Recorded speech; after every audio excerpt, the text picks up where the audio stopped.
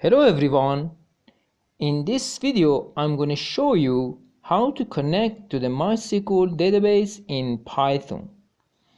Firstly, you need to install some packages in Python in order to access the MySQL database.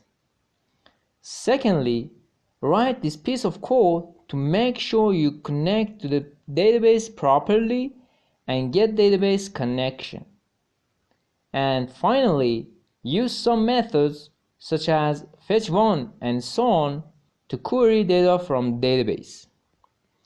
Also, you can manage exception handling context, which has been shown during this video. So I invite you to watch video for more samples. If you enjoyed this video, please like this post and subscribe my YouTube channel.